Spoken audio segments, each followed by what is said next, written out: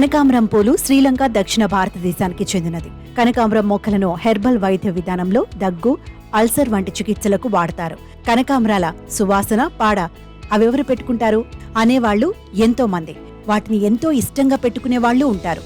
2-3 చొప్పున పేర్చుకుంటూ కట్టిన కనకాంబరాల మాల చూడముచ్చటగా ఉంటుంది. ఇప్పుడంటే జడలు వేసుకునే వాళ్ల సంఖ్య తగ్గింది. కానీ ఒకప్పటి అమ్మాయిలు లంగావోణీలు వేసుకుని ఎరుపు, పసుపు, దవనం లేదా మాచిపత్రి కలగలిపి కట్టిన కనకాంబర మాలను జడలో పెట్టుకుని మరీ వెళ్లేవారు. అది కాక సువాసన భరితమైన మల్లెల మాలకైనా కనకాంబరం తోడైతేనే అందంగా కనిపిస్తుంది. అందుకే మహిళలకి ఈ పూలంటే ఎప్పటికీ మక్కువే. తమిళనాడు, కర్ణాటక రాష్ట్రాల్లో వీటి వాడకం మరీ ఎక్కువ.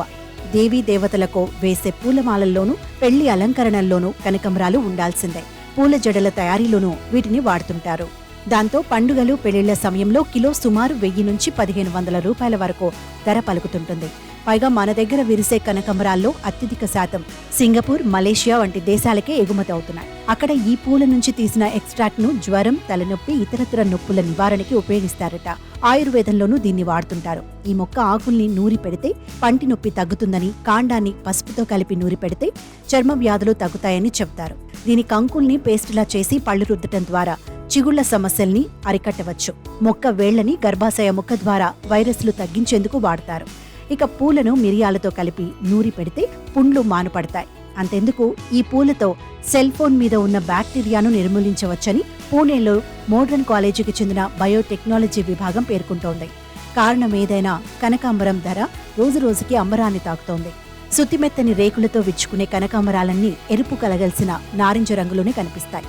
రంగుల్లో కనకాంబరం రంగే వేరు అన్నట్లు వాటి పేరే ఓ రంగుగా స్థిరపడిపోయింది. ఆ రంగుని ఇష్టపడని వాళ్లు దాదాపుగా ఉండరు. అమ్మాయిల వార్డ్రోబ్లో కనకాంబరం రంగు చీరో, డ్రెస్సో ఒక్కటైనా ఉండి తీరాల్సిందే. ఈ రంగుతో పాటు నారింజ, పసుపు, లేత గులాబీ, ఎరుపు, ఆకుపచ్చ, నీలం రంగుల్లో విరిసే కనకాంబరాలు ఉన్నాయి.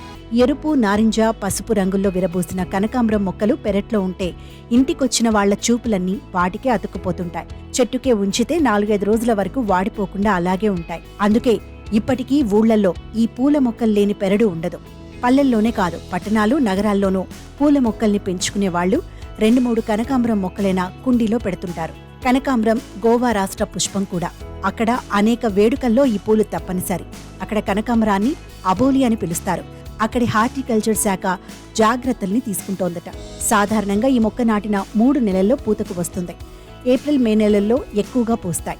సాగు సంగతి ఎలా ఉన్నా కనకాంబరాలంటే ఇష్టం ఉన్నవాళ్లు కుండీల్లోనూ పెంచి బోలెడు పూలను పూయించుకోవచ్చు.